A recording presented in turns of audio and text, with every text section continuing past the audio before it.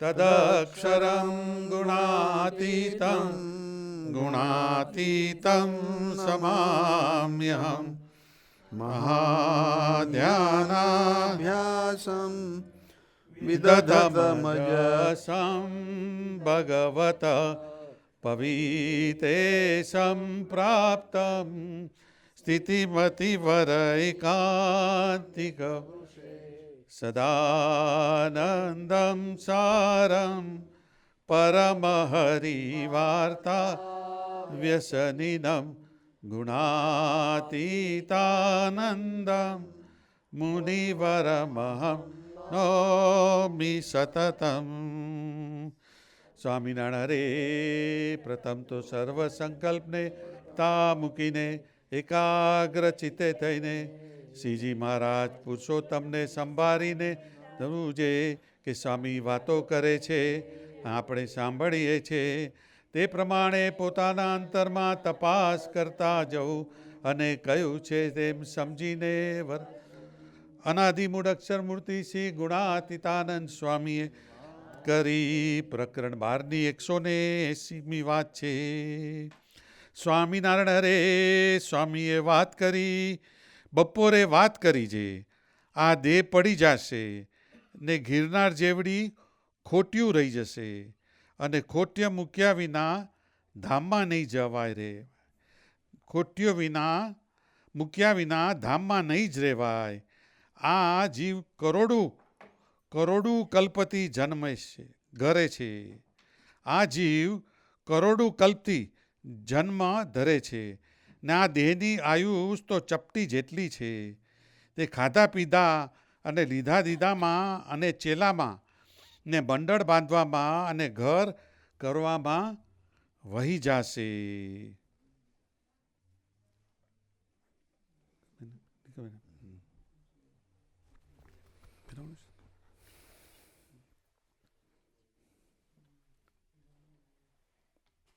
Every Sunday we do this kind of Mahapuja in our Desplain Mandir. We have a place of worship, a small mandir. It's a big house, but we have bought it for the purpose of mandir, And now we are also in a process of a big Hanuman Mandir in Glenview. I don't know, some of you may know, some of you may not know, but in Glenview we are building a big Hanuman Mandir. It's a big $10 million project, And in couple of years it would be getting ready, So, in northern part of our Chicago area, now we have another big mandir coming up, So, આપણે બધા જે આ બાજુના north સાઈડના છે બધાને સારો લાભ મળશે એ મંદિરથી ગ્લેનવ્યુની અંદર. So every Sunday we do this Mahapuja, and also we do one discourse from our Gunatitanand સ્વામી. આ મધ્યમાં સ્વામિનારાયણ ભગવાનની સાથે બે મૂર્તિઓ છે, એમાં પેલી બાજુની મૂર્તિ છે એ ગુણાતીતાનંદ સ્વામી છે, અમે એમને ભગવાનનું ધામ કહીએ છીએ. આ બાજુની મૂર્તિ છે એ ગોપાળાનંદ સ્વામી છે, એમને મુક્ત કહીએ છીએ. ધામ, ધામી અને મુક્ત એવી ભગવાનની આ ત્રણ મૂર્તિ છે. બાપ્સના મંદિરમાં આપ ગયા હો તો ત્યાં બી આપણને આ મૂર્તિઓના દર્શન થાય અને બીજા ઘણા બી સ્વામિનારાયણના મંદિરોમાં આ પ્રમાણે મૂર્તિઓનું દર્શન થાય આપણને. So Gunatitanand Swami was the abode of Swaminarayan Bhagwan. Just like when Ramchandra Bhagwan came, he came with his abode, Sheshnag. The incarnation of Sheshnag was Lakshmanji. Lakshmanji was the abode of Swaminarayan Bhagwan, Ramchandra Bhagwan. Krishna Bhagwan, when he came, the same abode, Sheshnagji, was Baladev, Balaramji. So when Bhagwan comes, he comes with his abode, with his all devotees, with his all powers, and then he changes this negativity into positivity. So again, 200 and some years ago, 232 years ago, Swaminarayan Bhagwan also was born northern part of India, near Ayodhya, where Lord Ram was born. a place called Chapaya, about 60 kilometers from there, He was born on the same day as Ram Navami, on the day Lord Ram was born. And he came down on this earth. At the age of 11, he left the home and went to Himalaya mountain and did a very tough penance, austerity. For 6 months, he did not have food or water. In the cold weather, without shoes, standing on one foot, he did a austerity. When God or such great divinities do these austerities, we benefit as his children. Just like our parents work hard whole life and save the asset for us, and we enjoy that asset.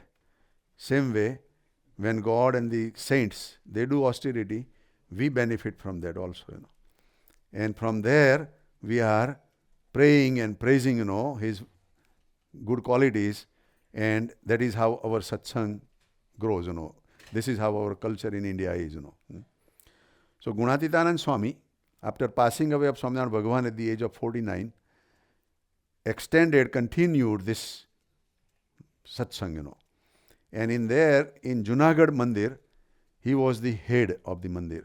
And he did the Kathavarta, which is written down by his devotees. And there are about 14 different chapters. This is the chapter number 12. And in each chapter, there are over 300 different Kathavarta. So they are 2-3 lines long, But this is the one which is number 180, So what it says that at the noon time, Gunatitanand Swami was giving this discourse. Gunatitanand Swami was giving discourse 5 times in a day. And this is the one of them. At the noon time, he was giving a discourse. In that discourse, he was saying that our body will be dead one day, આપણું શરીર એક દિવસે પડી જવાનું છે. આપણે બધા જ જાણીએ છીએ કે અહીં આવ્યા છે કોઈ કાયમ માટે રહેવાના નથી. પણ જેવી પરીક્ષિત રાજાને ભાગવતની અંદર કહેવામાં આવે છે 7 દિવસમાં એનું મૃત્યુ થવાનું હતું, તો પરીક્ષિત રાજાને જેવી તાલાવેલી લાગી અને 7 દિવસમાં એનો મોક્ષ થઈ ગયો, એવી તાલાવેલી જો આપણને લાગે તો આપણું કામ થાય.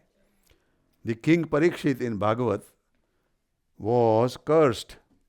We have talked about that before also, by a sage and his son, that he would die within 7 days by the poisonous snake, Takshak Nag. When he learned that, he gave up eating food, drinking water, and meditating on Lord Krishna, who was his great-grandfather, So, in that situation, Parikshit was totally devoted and focused towards God, So, in 7 days, he was liberated. So, if we focus to God that way, then our liberation is guaranteed. How to focus that?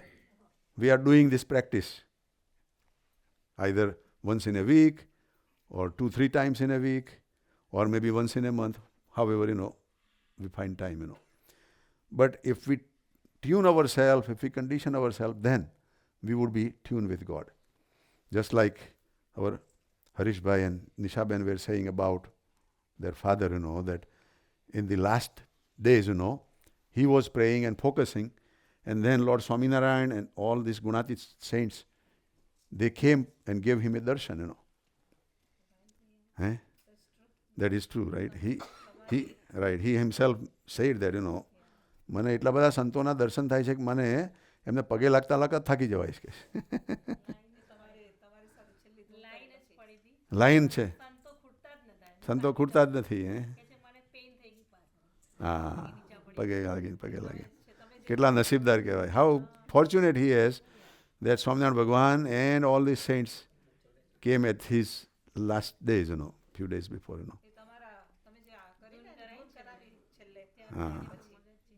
Right. So, the point is, that we all know that we are going to die one day. But are we ready for that?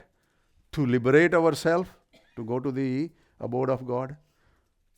If we do this way, and if we have this constant memory of God and His saints, then yeah, we can say that. I remember my wife, she died in 1980, and she had the same experience, that she was in hospital. People will come and say, hello, how are you? She said, don't talk about that. Just do bhajan. Just do Swaminarayan for me. And she was with, our Gurudev Kakaji's picture and Yogiji Maharaj's picture and Swaminarayan Bhagwan's picture. She was just doing that, And then she passed away also, So this is what we all want, right? આપણને બધાને બી આવો અનુભવ થાય કે ભગવાન આપણે અંતકાળે આપણને દર્શન આપે અને આપણને લેવા આવે અને એના માટેની જ આપણી પ્રોસેસ છે, ટ્રેનિંગ છે. So we are very fortunate so in this વાત ગુણાતીતાનંદ સ્વામી ઇઝ સેઇંગ કે બધાનું એક દિવસ તો મૃત્યુ થવાનું જ છે. આ દેહ પડી જશે, અવર બોડી વિલ ફોલ ડાઉન, અને ગિરનાર જેવડી ખોટ્યું રહી જશે. So much things that we still have to fulfil, like A mountain Girnar. That many shortcomings will be left if we don't prepare ourselves now. જો અત્યારે આપણે ભગવાનમાં નહીં જોડાઈએ તો પાછળથી બધી ખોટો રહી જશે, અને ખોટો પૂરી કરવા શું કરવાનું? પાછું આવવાનું. We will have to come back again. We will be recycled again.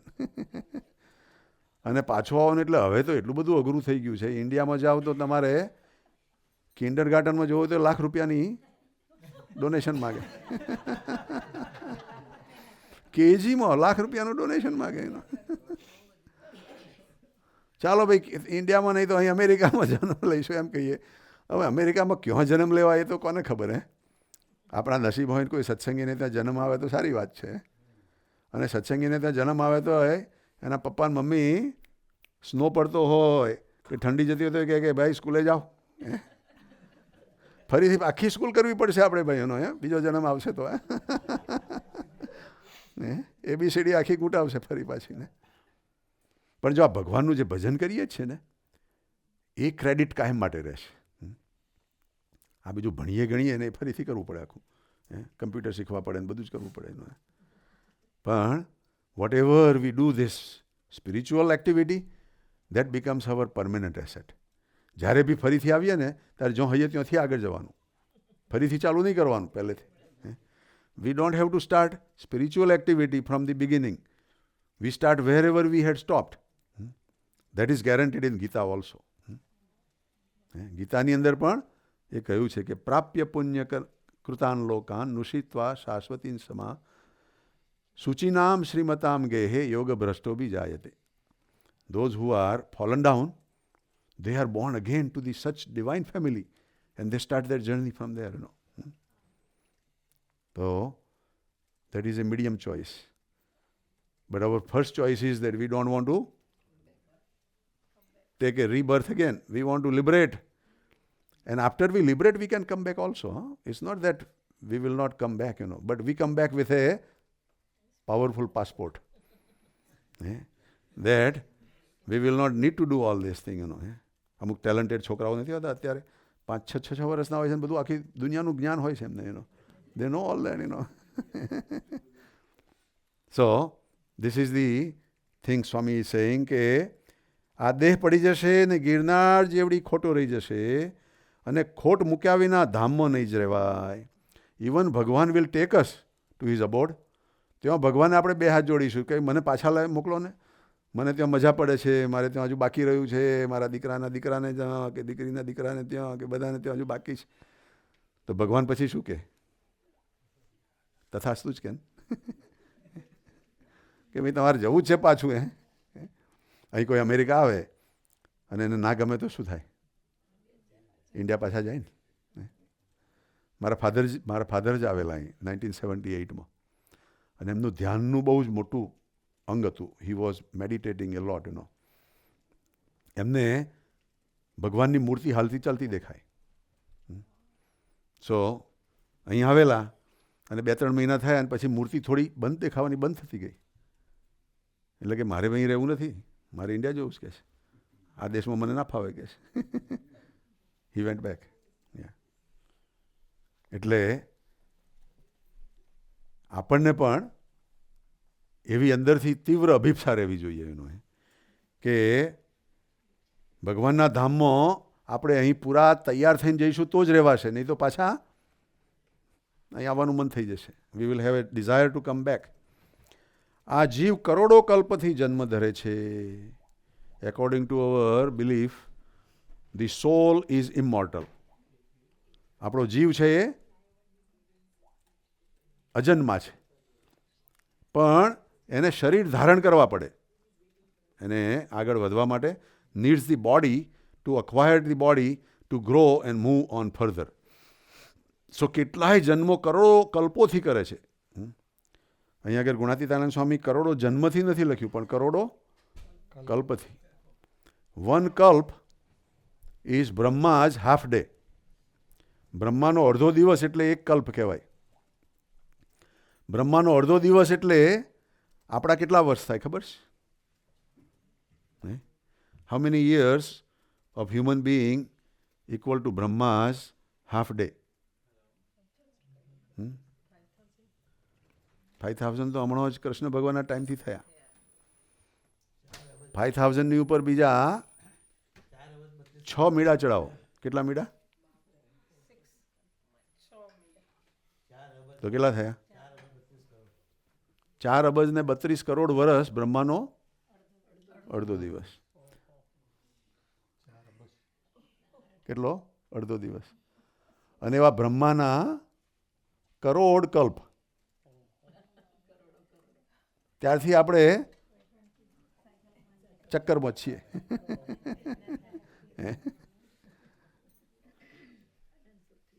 કેટલાય જન્મો. કીડીનો બી જન્મ લીધો, એને મંકોડીનો બી લીધો, એને વાઘનો બી લીધો, એને હાથીનો બી લીધો, એને ડાયનાસોરનો બી. કેટલા બધા જન્મ લીધા હશે આપણે.